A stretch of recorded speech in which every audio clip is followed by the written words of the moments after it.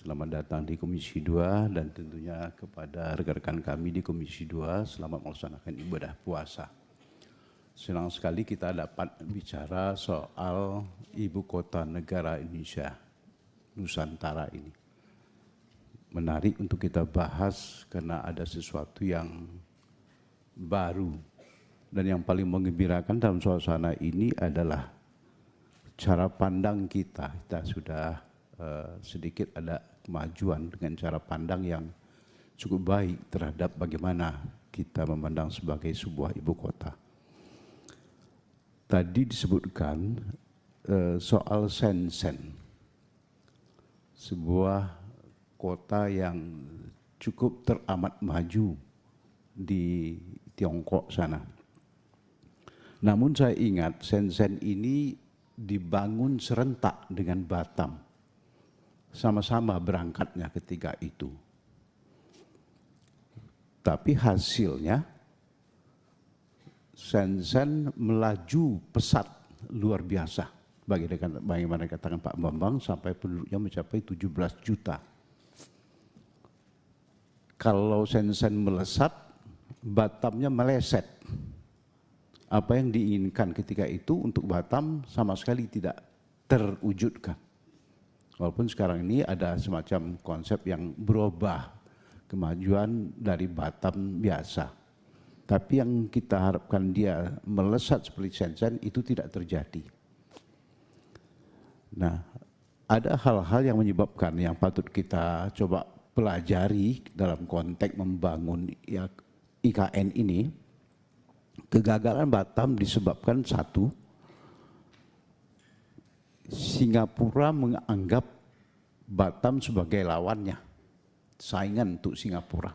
Makanya Singapura tidak lepaskan itu secara ikhlas untuk Batam bisa maju ketika itu. Tapi Shenzhen didukung sepenuhnya oleh pemerintah RRC-nya ketika itu, dan yang paling mendukung itu adalah bahwa masyarakatnya itu adalah masyarakat pebisnis yang jumlahnya nomor 1 terbesar di dunia. Ini berbeda sekali dengan Batam dan tentunya berbeda dengan IKN ini. Karena kita tidak punya penduduk yang ada di sana itu yang sifatnya pebisnis. Oleh karena itu ini patut menjadi perhatian kita, karena yang menyebabkan Batam itu ketika kami coba pelajari, karena saya dulu tinggal di Batam, banyak hal yang dianya menjadi begitu. Pertama, datangnya penduduk-penduduk yang membuat Batam itu tak bisa berkutik karena disibukkan dengan orang-orang yang datang yang membawa kekumuhan. Barangkali ini patut diantisipasi untuk UMKM ini, untuk IKN ini. Membawa kekumuhan, membawa hal-hal lain yang memprihatinkan, dan pemerintah setempat menjadi disibukkan dengan hal-hal yang seperti itu yang di luar dari apa yang direncanakan semula. Apalagi perencanaannya ketika itu tidak sama dengan yang dibuat oleh Pak Bambang dan staf sampai sekarang. Ini menarik sekali. Oleh karena ini memang bagus, kita harapkan bagaimana menjaga kedisiplinan itu untuk bisa kita wujudkan. Bagaimana kita bisa mengatasi soal kekumuhan atau membiarkan penduduk-penduduk pendatang yang membawa kita menjadi sibuk untuk urusan-urusan menghadapi mereka. Ini yang kami pelajari selama di Batam itu. Sehingga Batam tak bisa secepat Shenzhen. Kemudian bagaimana persoalan penduduk yang pebisnis. Tapi ini kita lihat dulu. Kita lihat arah arah IKN ini mau kita kemanakan. Apakah dia akan menjadi pusat perbisnisan seperti di Shenzhen sendiri? Atau IKN ini adalah sebagai pusat pemerintahan seperti Canberra. Pindah ibu kota Australia itu, tapi khusus untuk pusat penyelenggaraan pemerintahan. Nah, IKN mau diarahkan kemana? Bisnis kah? Pemerintahan kah? Atau kombinasi keduanya kah? Tadi dikatakan bahwasanya oke, dia akan menjadi pusat penyelenggaraan segala sesuatu yang menggunakan IT dan segala macam kecanggihan zaman sekarang. Tapi sebagai apa? Pemerintahankah, bisniskah, atau apa? Ini yang perlu kita arahkan dari awal-awal begini. Jangan nanti kita kehilangan arah dan mencampur baurkan kedua urusan ini. Karena Canberra sendiri tidak bercampur baur dengan kota-kota lainnya. Seperti Sydney, kota-kota lainnya yang disibukkan dengan bisnisnya. Jakarta katakanlah yang sebagai pusat perbisnisan. Tapi kalau dia sudah ada pusat bisnis yang memajukan ekonomi, tentunya kita arahkan IKN ini sebagai pusat penyelenggaraan pemerintahan yang tertib, yang tidak dimasukin apa-apa. Segala macam kedutaan ada di sana, seperti Canberra. Canberra semua kedutaan itu didudukkan di Canberra. Atau dia menjadi tempat yang enak untuk ditinggali sebagai tempat yang nyaman. Seperti Wellington, New Zealand. New Zealand itu kita tinggal di sana, saya sekolah sana dulu. Kita lihat kotanya sangat nyaman, jumlah kendaraannya dibikin seteratur mungkin, disesuaikan dengan panjang jalan. Gitu Pak Doni. Jadi jumlah tambahan kendaraan tidak bisa begitu saja. Satu yang out baru bisa ditambah lagi dengan kendaraan baru. Pokoknya jumlah kendaraan itu terukur dan disesuaikan dengan panjang jalan. Sehingga sangat-sangat rapi dan sangat tertib. Sehingga orang nyaman sekali. Nah, ada 3 pilihan. Sebagai kota yang akan kita siapkan untuk nyaman untuk ditinggali, atau pusat perbinisan, atau pusat penyelenggaraan pemerintahan tok. Ada kedutaan di sini, ada parlemennya, gedung parlemen, dan lain sebagainya. Barangkali ini perlu mendapat arahan kita bersama. Dari sekarang kita harus sudah menentukan untuk tidak mencampur baurkan ketiga urusan ini, dan lain sebagainya. Karena saya lihat dari konsep-konsep yang lama juga ada bicara soal kelestarian kehutanan, kelestarian lingkungan, dan bagaimana menjadi kota itu menjadi kota yang seperti yang kita lihat tempoh hari di Melbourne, di Australia, kota-kota basah dan ada keseimbangan antara jumlah air yang masuk, jumlah air yang keluar. Artinya dia tidak menjadi negeri yang kering karena tidak ada pengetahuan pemerintahan setempat, atau dia menjadi negeri yang banjir seperti di Jakarta. Bagaimana hal ini bisa diatur? Makanya dari awal-awal kita sudah punya konsep untuk hal tersebut. Saya kira demikian Pak Ketua. Terima kasih. Assalamualaikum warahmatullahi wabarakatuh. Assalamualaikum warahmatullahi wabarakatuh. Terima kasih Pak Samsul Rizal. Pak Gaus. Terima kasih pimpinan. Assalamualaikum warahmatullahi wabarakatuh. Pimpinan dan anggota Komisi 2 yang saya hormati, Pak Bambang, Pak Doni beserta seluruh jajaran otorita IKN, hadirin dan hadirat yang berbahagia. Sebelum saya menanyakan terhadap kertas kerja yang disampaikan oleh Pak Bambang, ada satu hal yang perlu saya minta klarifikasi kepada kepala otorita terhadap informasi di media tentang kebijakan otorita IKN yang menyentuh harkat martabat masyarakat di sekitar. Saya membaca di media itu, di media online, dan saya ditanya oleh media berkaitan terhadap hal tersebut. Adanya kebijakan daripada otorita IKN untuk menggusur, untuk membumi hanguskan dalam tanda kutip. Dan terakhir saya di Balik juga ada informasi, ada upaya-upaya dari otorita membeli tanah-tanah rakyat untuk dipindahkan dari kawasan itu. Itu yang terakhir itu. Apa benar, apa tidak. Tapi kalau yang dilansir itu sudah dibaca dan sudah diketahui oleh publik. Hari ini kita melakukan rapat kerja. Tentu pada tempatnya Pak Bambang untuk mengklarifikasi. Di atas itu banyak media yang meliput kegiatan kita pada siang hari ini. Apa benar apa tidak, dan juga saya membaca juga proses suratnya ditarik dan lain sebagainya. Adanya inisiatif itu tentu sesuatu yang memilukan dan memalukan kita. Jangan hanya sebuah kota, ibu kota diperuntukkan hanya untuk orang tertentu saja. Itu yang kita bahas ketika pembahasan Undang-Undang IKN. Saya adalah anggota Pansus, juga Panja terhadap revisi undang-undang. Yang kita tekankan kepada pemerintah adalah bahwa ibu kota negara itu adalah untuk semua. Kita tidak meniru, maaf, Singapura dan lain sebagainya. Jangan masyarakat yang asli yang berada di situ dimarginalkan. Sebab bagaimanapun sampai detik ini, pemindah IKN masih terjadi pro dan kontra. Secara legalitas kita di DPR sudah mensahkan. Tapi di ruang luar ini masih dipertanyakan. Tentu kita harus arif dan bijaksana terhadap sesuatu yang sangat sensitif itu. Saya berharap Pak Bambang bersama kawan-kawan fokus kepada apa yang menjadi nilai-nilai luhur kenapa ibu kota negara dipindahkan dari Jakarta ke ibu kota negara Nusantara ini. Tentu banyak nilai-nilai dan saya tidak akan mengungkapkan itu. Terlalu panjang untuk saya ungkapkan.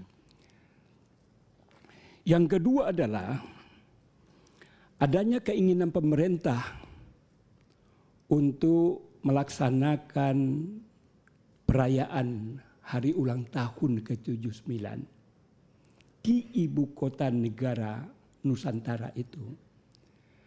Saya belum ini dibangun, saya mempersepsikan di mana saja bisa melaksanakan hari proklamasi itu. Di sawah pun juga bisa, nggak ada bangunan pun juga nggak ada masalah. Itu pandangan saya ketika itu. Namun saya minta juga kepada Pak Bambang bersama kawan-kawan untuk mempresentasikan sebetulnya kehendak Presiden yang sebenarnya itu ingin adanya hari proklamasi itu dilaksanakan di situ. Bentuk daripada pembangunan itu seperti apa? Jadi ada proyeksi-proyeksi. Tadi saya pertama mengatakan hari merayakan itu dimanapun saja bisa, nggak ada masalah. Ada bangunan, nggak ada bangunan sama saja. Yang penting ada semacam show of force yang kita lakukan bahwa di sini kita pertama melakukan hari ulang tahun kemerdekaan. Tapi saya menangkap dari apa yang disampaikan oleh Pak Jokowi sebagai presiden, beliau punya obsesi. Yang obsesinya itu tentu harus diwejawantahkan oleh Pak Bambang bersama kawan-kawan. Dalam bentuk apa sehingga proyeksi itu dan antara yang diinginkan dengan apa kenyataan nanti itu betul-betul sesuai dengan harapan dan masyarakat dan kepercayaan masyarakat terhadap otorita ini betul-betul bekerja secara profesional. Kemudian tadi sudah disinggung oleh pimpinan Pak Samsul Rizal, model daripada IKN ini, apakah kita memindahkan Jakarta ke IKN? Dan kita juga sudah pernah kunjungan kerja ke Australia dan lain sebagainya, kita tatap, kita perhatikan dan lain sebagainya.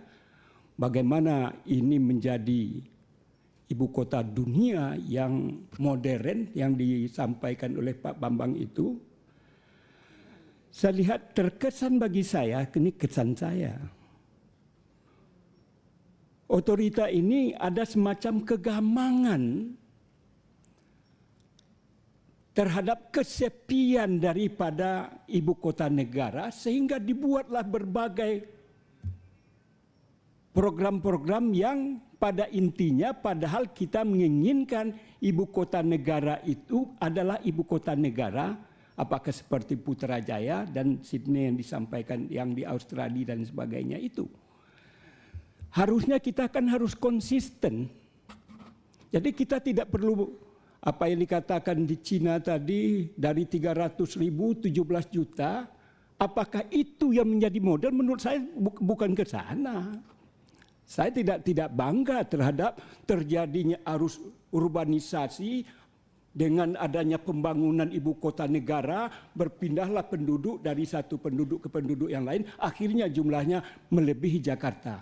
Padahal nilai-nilai luhur daripada perpindahan ini dalam rangka karena banyaknya masalah-masalah Jakarta dengan berbagai problematikanya untuk kita tinggalkan sehingga ibu kota negara ini betul-betul seperti ibu kota negara yang modern yang kata Pak Bambang yang sering, saya sudah sangat sering ke sana. Jadi kebetulan ketika sebelum dibangun kita dengan helikopter melihat dari Yano, belum ada sentuhan apapun daripada pembangunan. Oleh karena itu, ini ambivalensi ini perlu ketegasan dari Pak Bambang untuk menegaskan, tadi dikatakan masalah Cina dan lain sebagainya. Kemudian adalah di halaman 12, Pak Bambang menyatakan ada P1, P2, P3, dan P4. Yang ingin saya pertanyakan dan saya dalami terhadap P3 dan P4 ini adalah pemindahan. Kita memang mempertanyakan, memperdebatkan tentang istilah otorita ketika di Pansus. Nusantara itu hadir setelah last minute yang disampaikan oleh, karena ketika itu titik dalam kurung. Sekarang proses yang akan dilakukan itu adalah pemindahan, Pak Bambang. Yang dipindahkan itu bukan barang. Yang dipindahkan ini adalah orang. Dan orang ini adalah orang-orang yang profesional. Yang punya tugas fungsi tentang kepemerintahan. Tentu punya banyak dinamika, problematika, dan persoalan. Yang dikatakan tadi saya lihat juga pembangunan, ini apakah juga jadi karena memindahkan ini jangan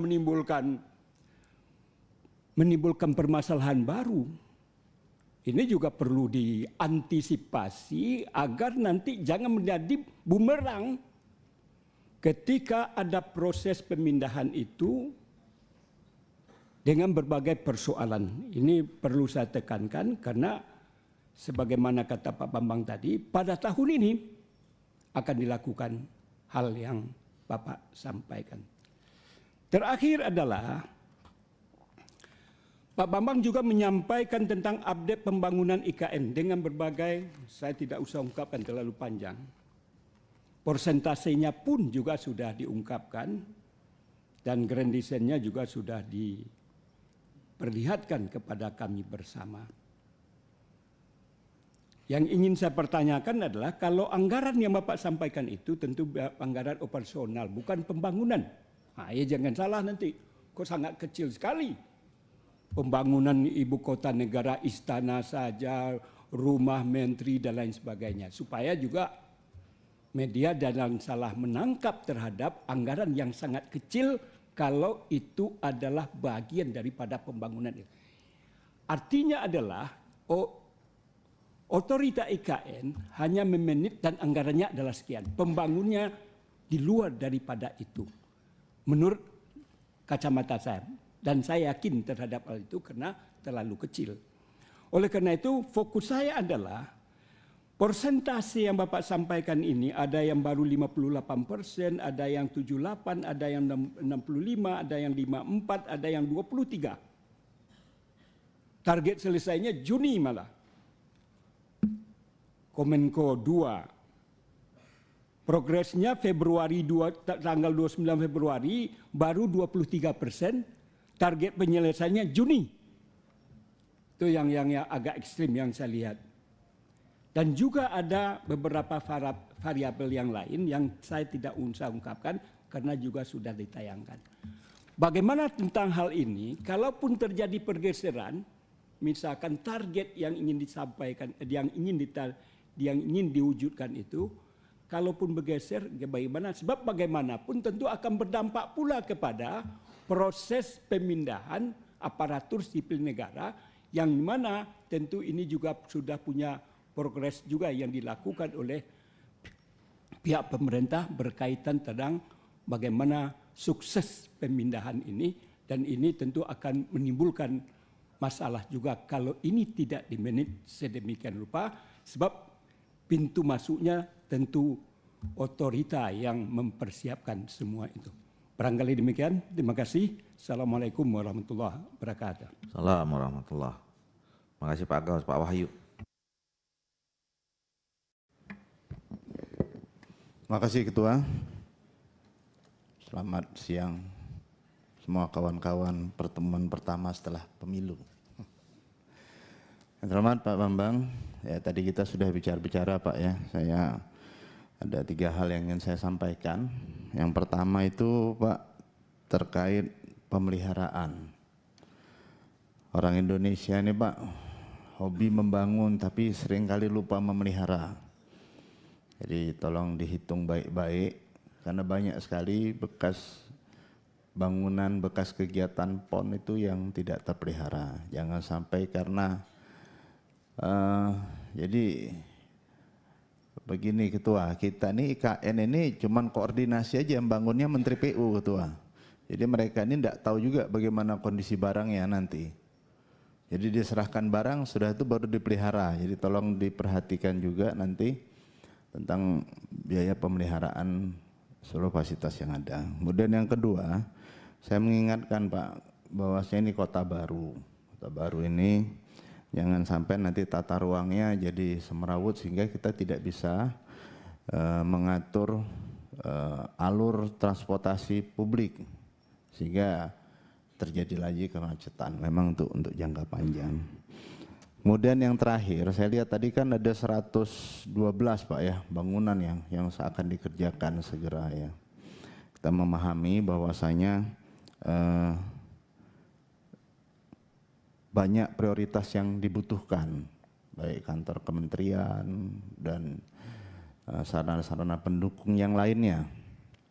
Karena itulah saya secara pribadi mengusulkan kalau bisa gedung DPR itu yang terakhir sekali saja Ketua pembangunannya, karena kan kita melihat bahwasanya prioritas yang dibutuhkan oleh pemerintah untuk membangun ibu kota negara itu sedemikian masif, sedemikian besar. Jadi kita harus mengalah memberikan skala prioritas terlebih dahulu kepada pemerintah. Jadi mungkin setelah seluruhnya selesai, ya barulah kitalah yang terakhir. Kalau perlu yang paling pojok dan paling kecil pun tidak masalah, tetapi terakhir sekali saja Ketua, itu saja. Terima kasih Ketua. Memang beberapa periode lagi Pak di DPR. Terima kasih Pak Wahyu. Pak Cornelis. Terima kasih Pak Ketua. Yang terhormat Pak Ketua dan Wakil Ketua, rekan-rekan anggota Dewan yang kami hormati, kami muliakan dan kami banggakan. Yang terhormat Kepala Otorita IKN beserta seluruh jajarannya. Selamat siang, salam sejahtera untuk kita semua. Pada saudara-saudaraku yang melaksanakan ibadah puasa, selamat melaksanakan ibadah puasa. Saya tidak banyak-banyak Pak. Satu, saya ingin bagaimana pesan Presiden. Tanggal 17 Agustus 2024 itu sudah bisa upacara peringatan kemerdekaan Republik Indonesia. Nah, kira-kira ini tercapai atau tidak? Itu yang pertama. Yang kedua, Dayak Balik itu jangan dimusnahkan. Ini udah ada riak-riak saya dengar. Kalau memang kampungnya itu perlu diinklaf, inklaf. Jangan dibuat kayak aborigin atau Indian di Amerika atau Peking di Eropa.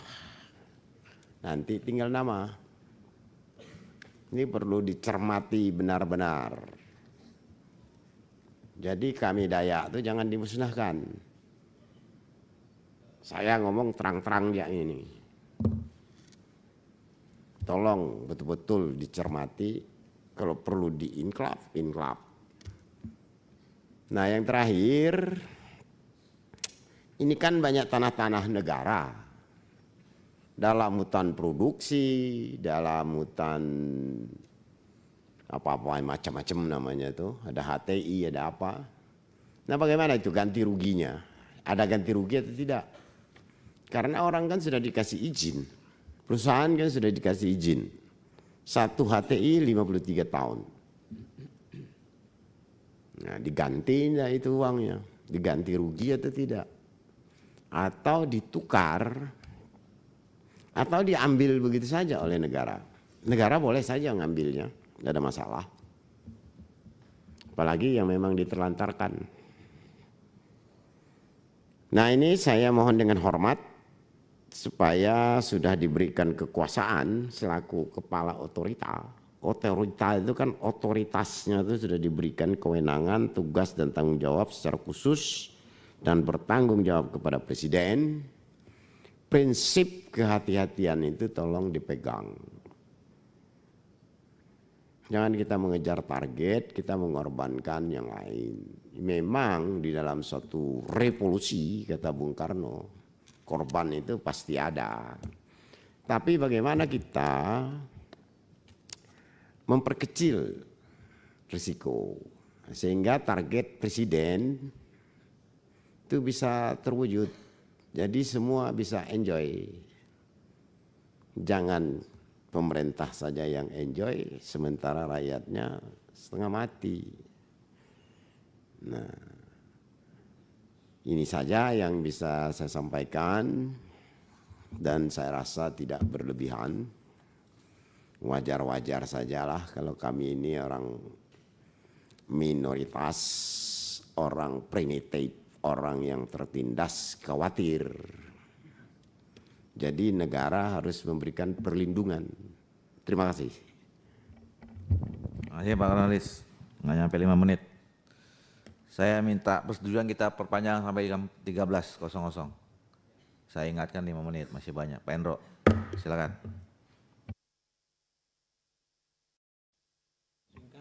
Ya, terima kasih pimpinan yang kami hormati jajaran IKN, OIKN, dan kawan-kawan semua. Ada beberapa hal yang perlu saya pertanyakan. Kalau masalah usulan angka itu, saya pikir itu nomor 2 atau nomor 3. Karena apa? Ini kita bicara masalah ibu kota negara yang memang kesepakatan dari Komisi 2 itu kita dukung secara penuh untuk segera terrealisasi. Ada beberapa hal. Yang pertama kaitannya, saya hanya ingin mengingatkan yang tadi dikatakan Pak Samsuri Rizal juga masalah konsep IKN. Ini kan fokusnya kemana? Apakah ke pemerintahan atau ke ekonomi? Karena di satu sisi kita juga DPR sedang menyelesaikan juga RUU tentang daerah khusus Jakarta yang arahnya difokuskan ke ekonomi. Apakah ini sudah kepastian mau ke pemerintahan? Tapi kalau dilihat dari data yang ada, ini juga masih bicara masalah industri, ekonomi, bisnis ini berbicara di IKN. Nah, ini minta kejelasan karena kita bisa membayangkan kalau hanya pusat pemerintahan itu sih akan menjadi sepi. Tambah bisnis seperti apa? Jangan sampai berulang lagi daya dukung lingkungan dengan adanya perkembangan ibu kota negara yang digabung dengan bisnis ini menjadi berat bebannya. Ada gula, ada semut. Jadi penyelesaiannya itu bagaimana gulanya juga dipindah. Kalau gulanya numpuk di IKN juga sama kembali lagi menjadi beban yang berat. Jakarta sebenarnya persoalannya juga sama. Kalau gulanya dipindah, itu juga akan menjadi tertata kembali. Ini kan penyelesaian yang bukan dari akarnya. Kalau dari akarnya, kenapa menjadi daya dukungnya menjadi terlampaui? Ini satu. Yang kedua, yang ingin saya tanyakan kaitannya dengan kesiapan dari infrastruktur yang ada. Khususnya kalau ibu kota negara ya kaitannya dengan tadi dipaparkan kaitan sumber energi sudah ada dari PLTS pembangkit listrik tenaga surya.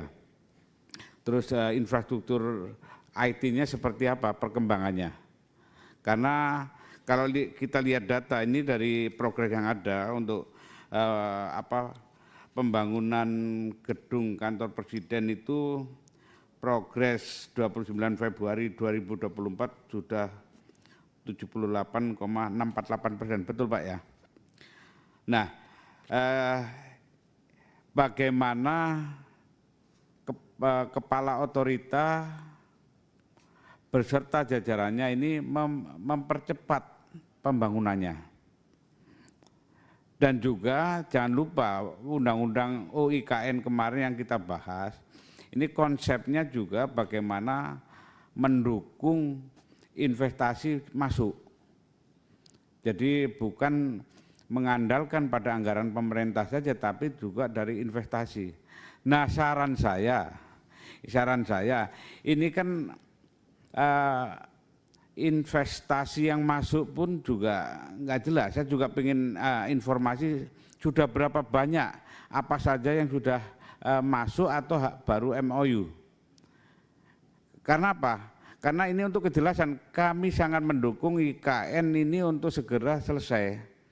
Saya sarankan untuk segera saja berkomunikasi dengan Presiden. Ini untuk supaya ditetapkan aja. Jadi secara formal ibu kota negaranya sudah di IKN aja.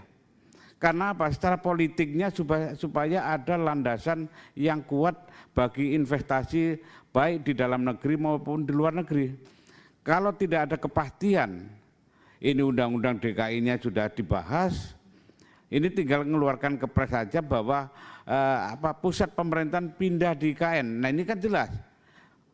Ini investasi dunia, bisnis dan sebagainya ini menunggu sebenarnya ini mau beneran apa enggak? Kalau mau beneran secara politik dideklarasikan aja. Jadi seperti proklamasi. Yang penting proklamasi dulu. Kita pindah, sudah pindah. Sudah, setelah itu baru dibangun kemudian. Kalau mengambang begini saya pikir siapapun akan masuk ke IKN juga ragu-ragu. Itu aja, terima kasih. Terima kasih Pak Enrol. Pak Arsa Juliandi. Terima kasih pimpinan. Assalamualaikum warahmatullahi wabarakatuh. Selamat siang, salam sejahtera bagi kita semua. Pimpinan yang saya hormati dan rekan-rekan yang saya banggakan, Pak Kepala, Pak Wakil Kepala beserta Deputi dan jajarannya. Jadi saya tidak banyak-banyak Pak Kepala. Saya hanya ingin mendorong terus mengenai kepastian hukum untuk berinvestasi, Pak. Karena walaupun sudah ada task force dunia usaha dengan IKN, ya mungkin saya dorong untuk lebih aktif lagi, ya karena dari sektor swasta masih ada keraguan-raguan mengenai kepastian hukum dan terutama masalah pertanahan. Jadi ini Pak Ketua sekaligus melaporkan ke Pak Ketua nih, ini ada keterkaitan antara IKN dengan Kementerian ATR BPN Pak ya, tentang kepastian hukum mengenai kepemilikan lahan. Jadi ini memang salah satu yang dianggap kurang respon dari dunia usaha. Jadi mengenai kepastian hukum. Dan sesuai dengan tugas dari IKN ini adalah menjaga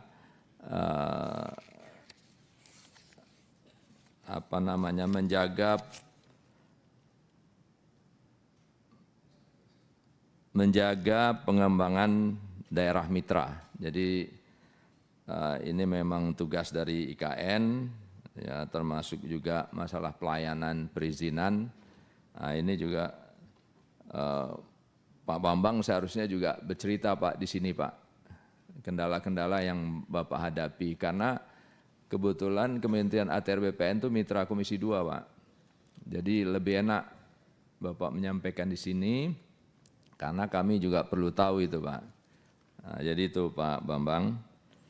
Dan juga mengenai sosialisasi Pak, ini kan pengusaha-pengusaha daerah ini kan masih ingin juga mendapatkan informasi Pak, bagaimana bisa ikut serta dalam pengembangan ekonomi di IKN, karena selain IKN ini merupakan tujuannya untuk mindset baru, tapi juga untuk pertumbuhan ekonomi. Nah, dan pertumbuhan ekonomi ini kan bukan hanya yang besar-besar Pak, yang ikut serta, tapi yang menengah ke bawah perlu juga diberi kesempatan. Nah, tentu melalui informasi-informasi yang seperti melalui task force dengan dunia usaha tadi, itu perlu di frekuensinya ditingkatkan Pak. Jadi mungkin itu Pak Bambang. Terima kasih. Wassalamualaikum warahmatullahi wabarakatuh. Assalamualaikum warahmatullahi wabarakatuh. Pak Riswantoni. Bagaimana?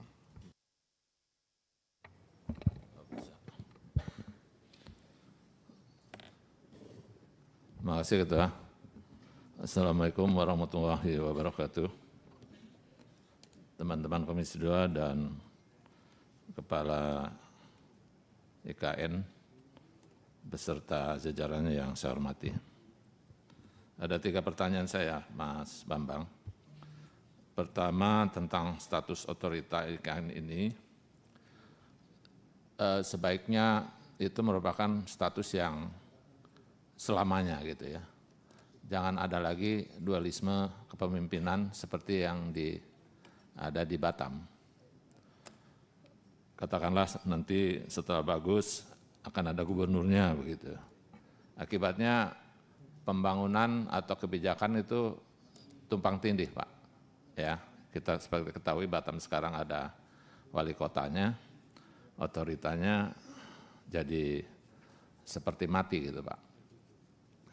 Yang kedua tentang master plan yang saya lihat di sini, motonya kota dunia untuk semua. Ini kan luar biasa Pak. Ya. Apalagi side plan ini atau rencana visi misinya itu dari 2024 sampai 2045 ini kan kurang lebih 21 tahun Pak.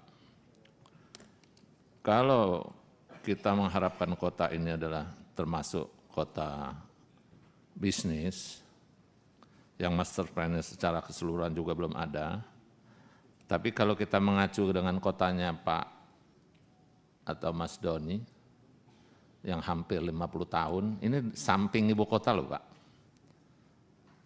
Untuk hijrah itu luar biasa Pak. Cuma berapa Pak? Paling sekitar 2.000 hektar yang terpenuhi. di BSD. Di Bekasi lebih kecil lagi Pak. Ada yang lebih besar di Cibitung, Jababeka, itu juga hampir 50 tahun karena industri Pak yang mendukung.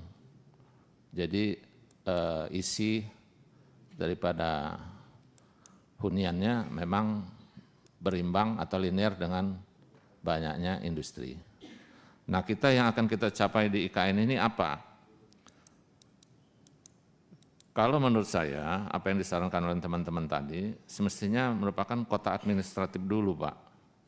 Baru secara alami kita menjadikan ibu kota ini pelan-pelan sebagai pendukung, Pak. Jangan jadi kota bisnis. Kota bisnis tetap di Jakarta, Pak.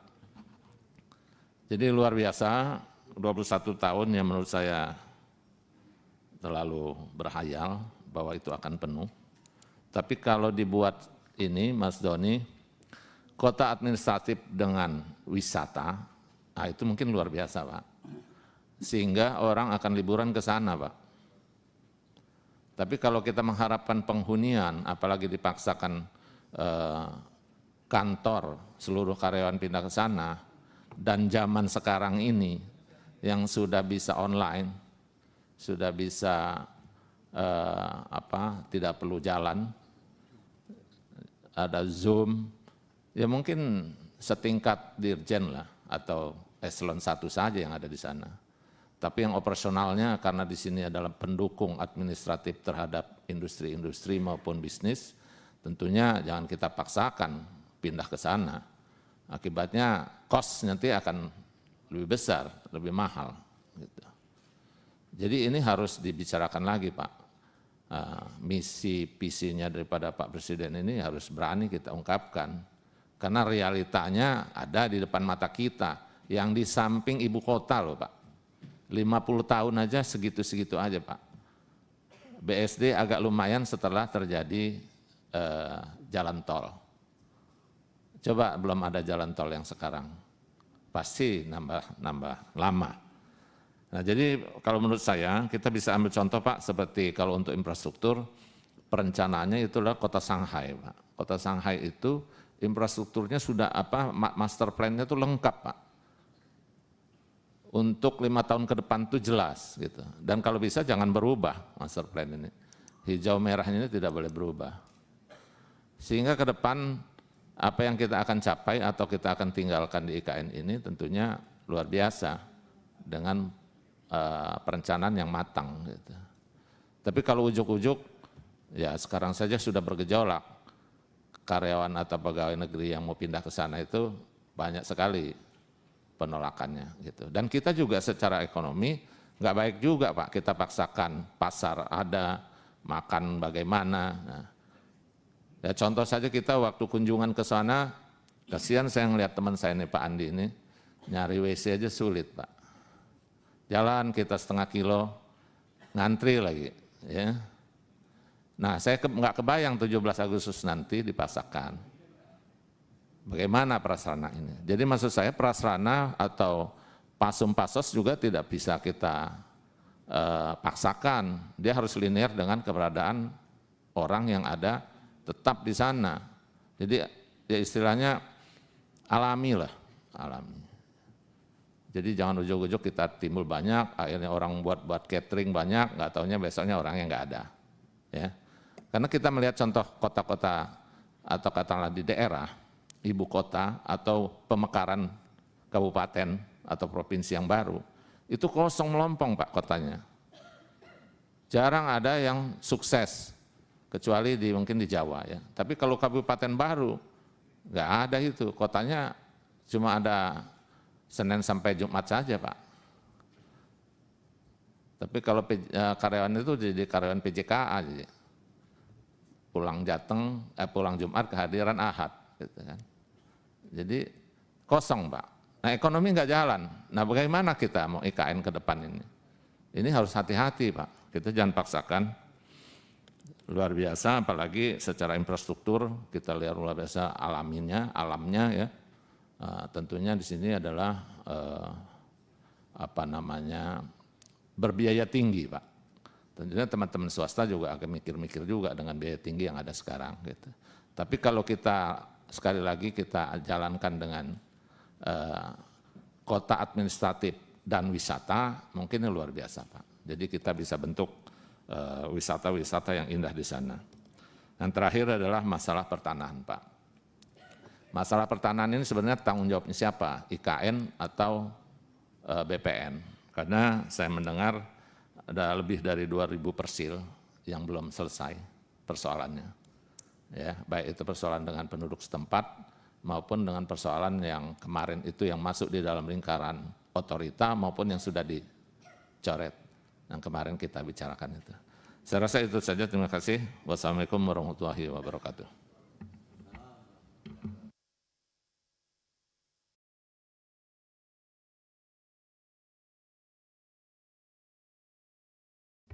Terima kasih Pak Rizwan. Pak Bagus.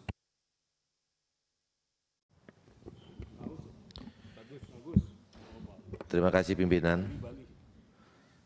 Pimpinan dan anggota Komisi 2 yang saya hormati, beberapa hal yang sudah disampaikan oleh anggota, cuman saya ingin menanyakan terkait dengan realisasi di tahun 2023. Di sini tertera ada anggaran sekitar 285 miliar sekian, yang realisasi sudah 271 miliar sekian, yaitu 95%,04.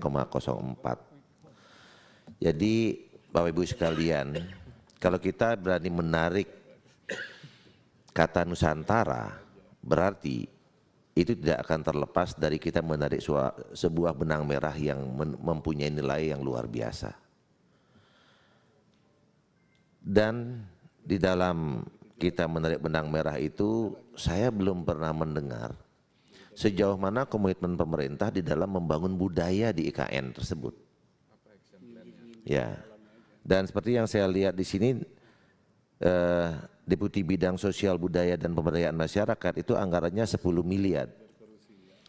Apa saja yang sudah dilaksanakan dengan anggaran tersebut? Sedangkan setahu saya waktu kita datang ke sana belum ada kegiatan apapun di situ. Itu pertama. Yang kedua,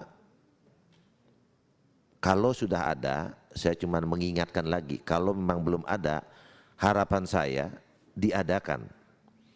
Dengan melihat PBB telah mengapresiasi slogan Bhinneka Tunggal Ika. Seperti Pak Riswantoni juga sudah sampaikan tadi, akan menjadi lebih agungnya IKN ini kalau itu sudah mengambil kata Nusantara dan akan dilengkapi dengan bentuk-bentuk nyata dan konkret kita di dalam membangun budaya itu sendiri. Terbangunnya 5 tempat ibadah yang bisa kita banggakan ada di IKN. Ini penting menjadi pemikiran kita bersama. Karena satu namanya Nusantara, yang kedua adalah sebagai bentuk konkret dari sikap kita bagaimana Bhinneka Tunggal Ika itu ada di IKN. Itu kira-kira yang bisa saya sampaikan terkait dengan realisasi di tahun 2023 ini. Saya mengapresiasi kepada otoritas IKN di dalam pembangunan, mudah-mudahan apa yang sudah direncanakan bisa terlaksana dengan baik. Terima kasih. Terima kasih Pak Bagus. Pak Muras.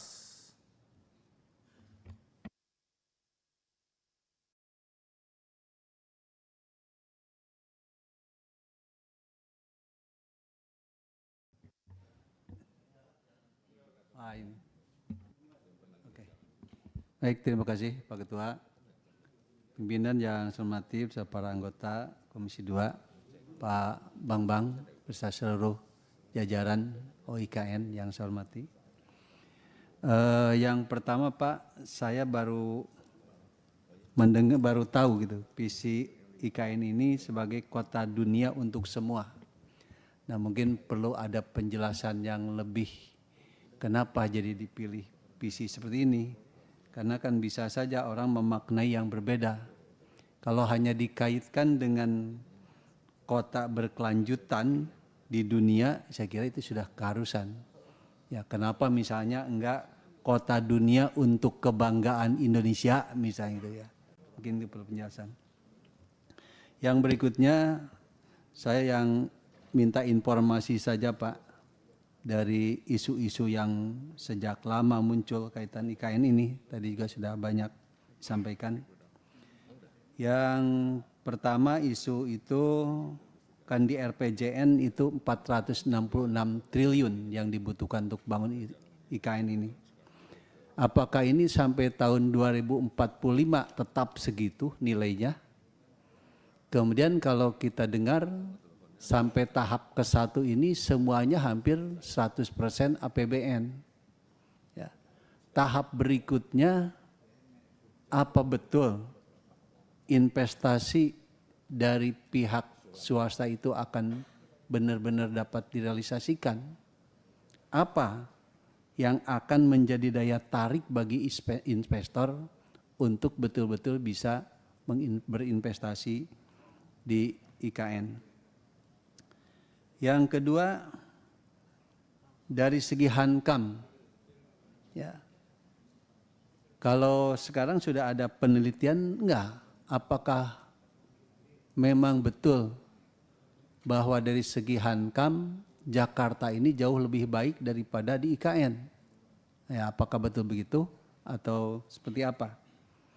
Termasuk konon bencana banjir. Nah sekarang musim hujan banjir enggak Pak di IKN? Ya. Yang terakhir Pak, di paparan Bapak tadi ada kalimat uji coba kelayakan untuk mobilitas udara mutakhir. Apakah ini ada kaitan dengan konsep kota 10 menit tadi? Ya, mobilitas udara itu yang seperti apa? Apakah mobil terbang yang sudah banyak dirame-ramekan sekarang? Apakah di IKN nanti yang digunakannya tuh mobil terbang atau bagaimana? Saya kira itu aja Pak. Terima kasih. Assalamualaikum warahmatullahi wabarakatuh. Assalamualaikum warahmatullahi. Pak Kamran. Terima kasih pimpinan. Assalamualaikum warahmatullahi wabarakatuh. Saya hormati otorita IKN Pak Bambang dan seluruh jajaran. Saya hanya menyinggung dua hal. Yang pertama, kalau fisik kan ada duit selesai ini barang. Ya enggak? Nah, yang saya ingin secara fisik ya, ada undang-undang kita yang tidak pernah aplikatif di bawah. Paling sulit, RDTR, derivatif dari RTRW. Karena kotanya udah jadi kemudian barang ini turun. Nah sehingga RDTR ini akan sulit dilaksanakan di kota-kota yang sudah jadi. Nah tentu dengan harapan karena IKN ini kan baru, seluruh persoalan ini seharusnya tidak ada masalah. Itu yang pertama. Jadi jangan lagi tiba-tiba datang 25 tahun kemudian kita bahas tentang RDTR. Itu kan keanehan. Kita membangun kota masa depan tetapi tidak memikirkan masalah RDTR. Itu yang pertama. Yang kedua, saya memang agak, tadi ketika Pak Gaus bicara saya jadi ada ambivalensi di dalam ada pikiran kita tentang IKN. Apakah dia tok ibu kota negara atau dia juga menjadi mix daripada ibu kota negara atau dia juga seperti Batam. Ibu kota negara sekaligus juga bisnis. Karena di halaman yang ada generator ekonomi itu menandakan bahwa memang kota ini juga diarahkan untuk menjadi kota bisnis. Dan di dalam pembahasan visinya juga yang kedua, penggerak ekonomi Indonesia di masa depan. Nah, kalau arahnya ke sana berarti case Sinci yang sebagai model itu ada benarnya itu pimpinan. Tetapi kalau case-nya bukan itu, daya dukungnya tidak memungkinkan Pak. Dari sisi demografi kita hitung. Lain dengan Jakarta. Secara demografi orang di Jakarta ini yang berlalu lalang di Jakarta 30-an juta mungkin. Maka dia kemudian jadi kota bisnis. Tetapi kalau kita bicara IKN, daya dukung demografinya tidak cukup. Nah kalau benar itu boleh, tahun keberapa kemudian kita menjadi seperti Xinjiang yang dari 300.000 kemudian jadi 17 juta. Nah, kalau daya dukung yang lainnya, Balikpapan supportingnya oke. Dari sisi itu oke. Kalau dia jadi kota bisnis, dia akan jalan itu. Tetapi daya dukung demografi itu akan dia akan tumbuh secara alami. Jakarta ini kita tidak akan mampu menolak urban karena memang di sini ada gulanya. Nah, tetapi kalau di ambivalen maka apa yang semut mencari di IKN? Dan apa yang menyebabkan ada perpindahan penduduk sehingga akan menjadi pusat pertumbuhan. Nah, 9 generator ekonomi IKN ini dia hanya boleh bekerja dengan baik sesuai dengan harapan kita jika ada urbanisasi yang luar biasa. Nah, tentu pikiran kita tidak hanya memindahkan soal. Kita lari dari Jakarta karena persoalan lingkungan, kemudian demografi yang sangat padat, kemudian kita lari di IKN. Tetapi IKN adalah kota masa depan yang perlu kita selamatkan, tentu dengan perencanaan yang baik. Kalau soal progres Pak Bambang, ya kita kurang-kurangin bangunan itu akan jadi kok itu. Tetapi seperti yang saya katakan tadi, jangan lagi kemudian 25 tahun yang akan datang kita bicara tentang kota kumuh dan IKN menjadi bagian dari pembicaraan masa depan tentang kota kumuh. Nah itu agak susah itu Pak Bambang. Nah, kemudian juga ambivalensi ini juga harus clear ini. Kalau memang itu jadi kota ibu kota negara sekaligus juga kota bisnis, itu yang harus kita selesaikan ini. Supaya apa yang menjadi generator ekonomi itu benar-benar kita akan arahkan semua ke sana. Mungkin itu yang boleh disampaikan. Terima kasih. Assalamualaikum warahmatullahi wabarakatuh. Assalamualaikum warahmatullahi wabarakatuh. Pak Ibu Rosyati. Terima kasih. Assalamualaikum warahmatullahi wabarakatuh. Yang saya hormati pimpinan Komisi 2 beserta jajarannya dengan teman-teman sekalian, juga Kepala IKN yang saya hormati beserta jajarannya.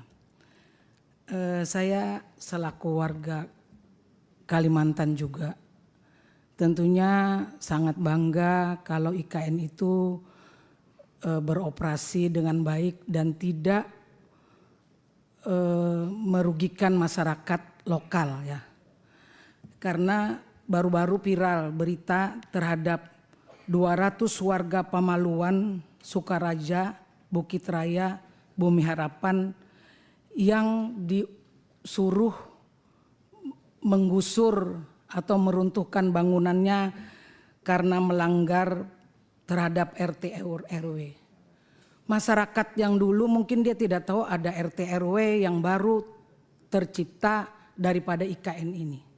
Dan ini waktu diberi 1 minggu.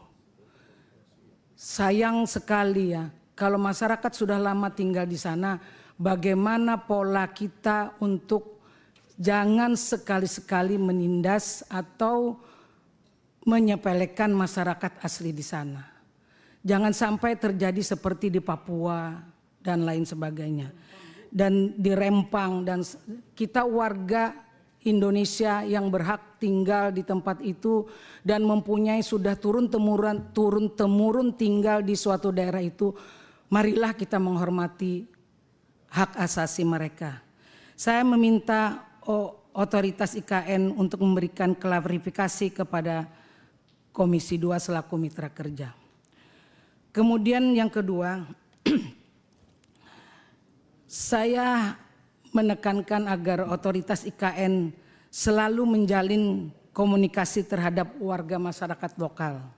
Saya termasuk warga masyarakat lokal Kalimantan juga, yang melibatkan tokoh masyarakat, tokoh agama, tokoh kesukuan, LSM dan lain-lainnya.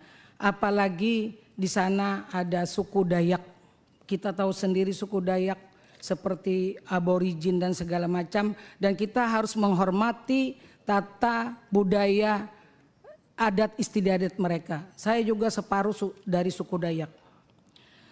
Dan otoritas IKN harus selalu menjunjung tinggi local wisdom dalam setiap geraknya. Apapun kita di tempat daerah baru, kita harus menjunjung tinggi adat istiadat yang ada di sana dan menghormati penduduk di sana. Setiap perpindahan pasti ada masalah, tapi setiap perpindahan kita jangan sekali-sekali merugikan masyarakat yang sudah puluhan tahun tinggal di situ. Yang terakhir hanya saya tekankan, selalu membuat program khusus dengan berkolaborasi masyarakat sekitar dalam rangka sukses IKN. Akhirnya kita membangun suatu daerah, kalau kita damai dengan penduduk setempat, kita akan sama-sama menciptakan kedamaian. Itu saja kurang lebih dari saya. Wabillahi taufiq wal hidayah. Wassalamualaikum warahmatullahi wabarakatuh. Assalamualaikum warahmatullahi. Pak Arianta. Terima kasih. Assalamualaikum warahmatullahi wabarakatuh. Pimpinan Komisi 2 yang saya hormati dan jajaran IKN yang saya hormati. To the point saja, yang pertama berkaitan dengan kepastian hukum, berkaitan dengan persoalan pertanahan. Ada titipan dari kawan-kawan pejabat pembuat akte tanah di Kaltim khususnya itu berkaitan dengan peralihan hak. Itu peranan IKN sendiri seperti apa. Kemudian yang kedua berkaitan dengan bagaimana agar ada pendatang-pendatang baru, di mana di situ contoh seperti petani-petani yang dia suka menanam buah-buahan, kemudian juga sayur-sayuran, apakah ada peluang-peluang untuk bisa kita dorong ke IKN. Kemudian yang ketiga berkaitan dengan kualitas bangunan. Saat saya ke sana saya melihat di rumah jabatan menteri, itu saya lihat ada beberapa yang barangkali perlu adanya satu pengawasan agar bangunan itu sesuai dengan spek. Terima kasih. Assalamualaikum warahmatullahi wabarakatuh. Assalamualaikum warahmatullahi. Ini tadi udah kita perpanjang jam 1 ya. Ya sampai 1:30 lah jawabannya, kalau bisa lebih cepat. Ini ada Pak Mardani baru datang, enak bener, 3 menit nggak boleh lebih. Silakan Pak Mardani. Saya dari tadi Pak. Terima kasih pimpinan. Dari tadi nggak daftar. Saya daftar dari tadi Pak. Oh, yang daftar dulu Pak Ketua. Ya udah oke, coba. Habis ini Pak Aus. Udah Mardani dulu. Yang daftar dulu. Kang Aus. Silakan Pak Aus. Ya, Assalamualaikum warahmatullahi wabarakatuh. Ketua Komisi 2 yang saya hormati dan teman-teman dari Komisi 2, kemudian Bapak Ketua Otorita IKN, Pak Bambang dengan jajarannya, saya bersyukur kepada Allah Subhanahu wa Ta'ala bahwa pada siang ini saya bisa bertemu dengan IKN dan sengaja memang ingin menyampaikan hal-hal yang dirasakan sebagai salah satu warga Balikpapan yang juga memiliki kepentingan terhadap munculnya IKN. Dan tentunya ini didasari oleh semangat kebersamaan. Ya. Meskipun mungkin partai saya tidak setuju dengan IKN, tetapi saya ingin menyampaikan bahwa sebagai anggota DPR RI Dapil Kalimantan Timur, saya mengikuti kehendak masyarakat Kalimantan Timur. Iya. Ya, dan masih terpilih lagi Pak, tenang aja. Ya. Yang saya lihat adalah filosofis yang belum selesai pada pembangunan IKN ini. Di dalam negara kita itu kita meyakini bahwa kita harus membangun jiwanya dan membangun badannya. Yang kelihatan sekarang ini pada IKN lebih pada orientasi badan saja.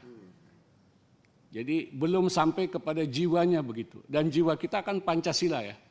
Bagaimana Pancasila ini menjadi ruh dari pembangunan IKN, karena inilah pemersatu bangsa. Dan itu seperti yang dikatakan Pak Bagus ya, tidak memperhatikan unsur-unsur pembangunan rohani seperti rumah ibadah dan lain sebagainya gitu. Di mana nanti masjid akan ditempatkan, gereja dan lain sebagainya, yang kemudian akan menjadi tempat yang mengademkan hati kita gitu. Kemudian yang kedua kaitannya dengan kemanusiaan. Apakah IKN ini dijalankan dengan betul-betul memanusiakan masyarakat Kalimantan Timur atau tidak gitu. Tadi Ibu yang terakhir bicara menyampaikan ada kasus-kasus seperti yang dialami di Sepaku itu, atau kasus Pemaluan. Ya, Pemaluan ini kan wilayah yang sudah lama ada di situ, tetapi diperlakukan sangat tidak pantas dengan adanya ultimatum yang di dalam Tribun Kaltim ini sudah dicabut, disebutkan begitu. Nah ini apakah karena IKN akan ketemu Komisi 2 sehingga ini dicabut atau bagaimana gitu? Ya, yang sangat meresahkan masyarakat di sana. Jadi itu sampai kepada saya dan tolong ini disampaikan di dalam RDPU dengan IKN. Jadi saya sampaikan di sini ya, mudah-mudahan ultimatum ini tidak akan pernah ada lagi muncul seperti itu gitu. Ini kita di bulan Ramadan, ingat saja selalu firman Tuhan ya. Innal muluka iza dakhalu qaryatan afsaduha wa ja'alu a'izzata ahliha azillah. Setiap raja-raja itu kalau masuk ke satu kampung dan dia ingin membangun di sana, ya dia akan merusak kampung itu. Itu yang dikatakan oleh Ratu Bilqis kepada Sulaiman. Ya nggak apa-apa sedikit siraman rohani ini Pak, karena bulan Ramadan. Ya. Dan menjadikan penduduk itu menjadi hina. Itu yang akan mereka perbuat katanya. Dan itu yang dikatakan oleh seorang Ratu Bilqis yang bukan muslim waktu itu. Jadi ini berlaku secara umum di seluruh dunia ketika membangun sesuatu yang baru. Maka masyarakat di situ merasa terhinakan. Dan itu sudah sampai kepada Panglima Dayak yang menyatakan protesnya begitu. Kami tidak setuju IKN, ya IKN itu hanya merusak dan seterusnya gitu. Tentu kepentingan negara di atas itu semua, ya. Tapi memanusiakan masyarakat di Kalimantan Timur, khususnya di wilayah Sepaku, Semoy, wilayah-wilayah yang diambil IKN, yang di mana mereka sudah ada sebelumnya, itu sangat penting. Karena itu perhatikan betul bagaimana kemanusiaan yang adil dan beradab berjalan di sana. Tadi telah disinggung Pak Bagus dengan sangat baik mengenai Bhinneka Tunggal Ika. Ini kaitannya dengan persatuan Indonesia. Jangan sampai pro kontra IKN ini menimbulkan perpecahan. Jangan sampai IKN yang kita ingin banggakan di masa depan itu kemudian memecahkan negara kita. Gitu. Karena banyak kebijakan-kebijakan yang tidak produktif. Termasuk meskipun dari seorang presiden. Karena presiden kita sekarang ini berada di titik antras yang tertinggi saya kira. Setelah pemilu terjadi dan masalah-masalah yang terjadi di sekitar pemilu. Ya. Pemilu yang memalukan, ya, kebetulan daerah Pemaluan juga di sana yang memalukan, yang menjadi masalah. Ya.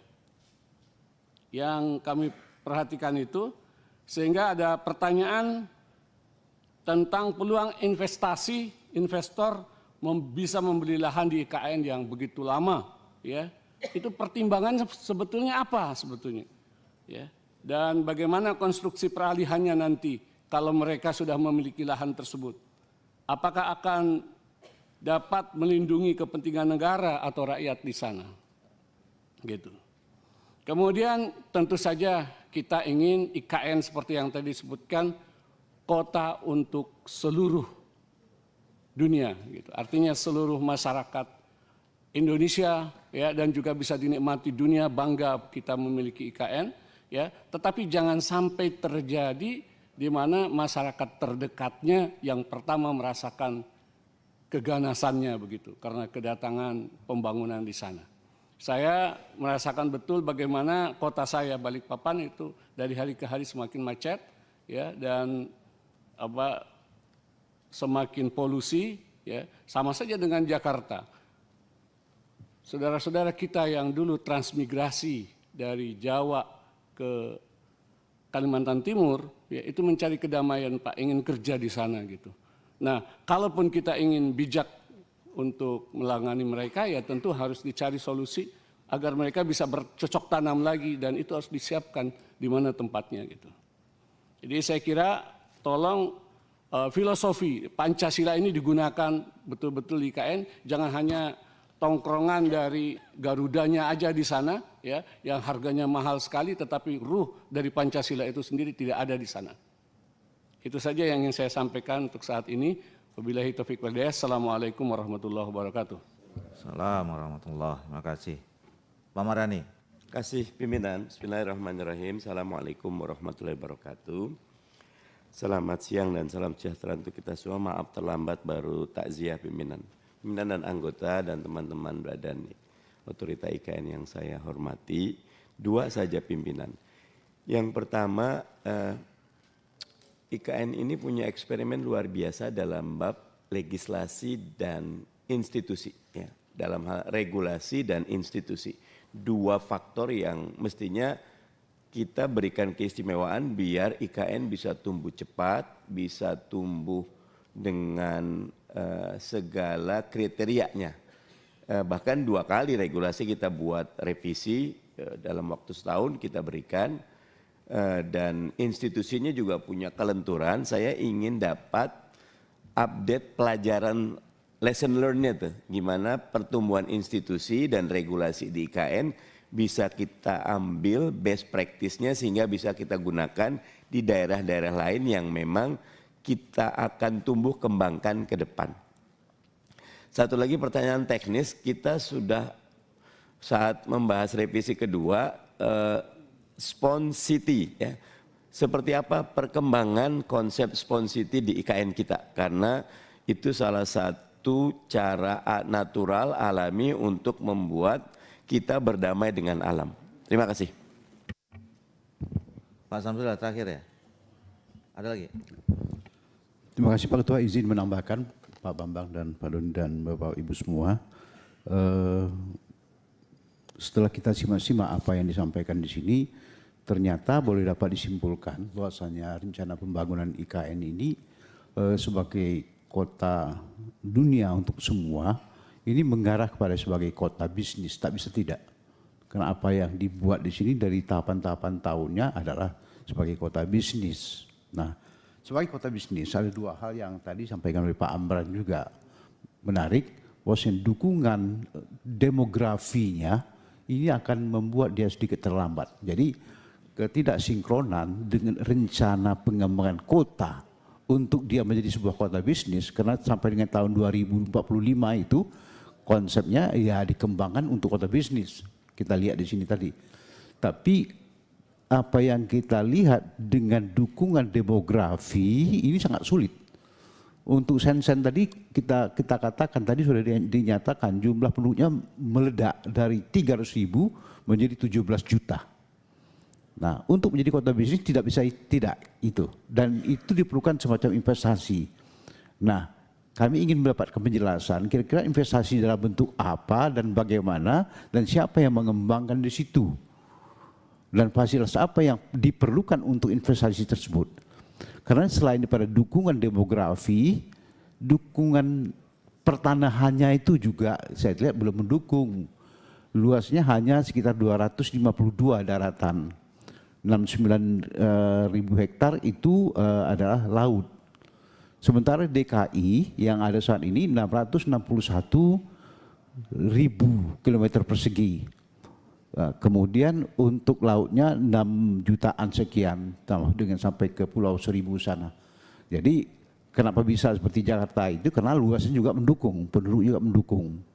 Nah, tentu kita tidak harus berhenti sampai di sana. Hanya saja perlu upaya apa dan langkah apa untuk percepatan kira-kira bisa kita mewujudkan apa yang tadi Bapak sudah, ketika Bapak sudah bekerja sama dengan beberapa negeri seperti di apa tadi itu di Kazakhstan ya, seperti di sana Bapak sudah bekerja datang juga ke Canberra.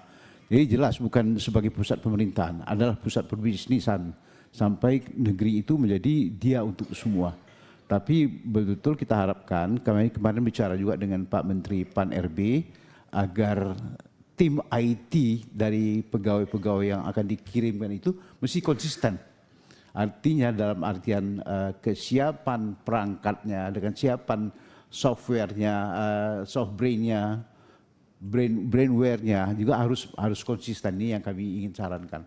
Jadi betul apa yang diinginkan sebagai pusat untuk pengembangan ekonomi Indonesia boleh saja itu masuk akal karena tidak harus di sana berbisnisnya, tapi dengan konsep, dengan sistem IT yang dikembangkan oleh IKN bisa mengembangkan perbisnisan di negeri lain di Indonesia. Itu masuk di akal. Hanya saja yang tadi kami ingin ingatkan adalah kira-kira bagaimana mempercepat dukungan demografi, kemudian dukungan pertanahannya mungkin bisa diperluas dengan, saya lihat tadi dengan Balikpapan, Samarinda, saya lihat juga bisa bersebelahan dengan pertambahan perluasan tanah. Kemudian juga soal kekumuhan yang sampai terjadi di Batam. Saya ingat dulu itu Batam pernah menjadi pusat, diinginkan untuk menjadi pusat pengembangan pabrik Sony. Tapi karena kekumuhan sehingga Sony Jepang memindahkan lokasinya sampai ke Malaysia sehingga tak jadi mereka berbisnis. Akhirnya sekarang kita baca Sony radio, TV, Sony made in Malaysia. Padahal itu pusatnya di Batam tempoh hari itu. Berapa ribu tenaga kerja yang bisa diserap. Nah, tapi karena di sana itu kekumuhannya mengatasi melampaui segalanya sehingga tidak jadi Jepang itu membuka pusat pabrik Sony-nya di Batam. Padahal sudah dibangun beberapa infrastruktur, tapi itu dipindahkan ke Malaysia. Begini Pak Bambang. Jadi oleh karena itu kami ingin menyarankan tadi bagaimana mempercepat pertumbuhan penduduknya, terutama ya dari aspek perbisnisannya bisa kita harapkan seperti Shenzhen. Tapi kalau memang tidak mungkin, ini perlu dicarikan pemikiran-pemikiran bagaimana hal itu bisa diwujudkan secepat mungkin untuk mengembangkan IKN ini memang sebagai pusat perbisnisan dunia. Saya kira setuju itu. Demikian, terima kasih Pak Tua. Assalamualaikum warahmatullahi wabarakatuh.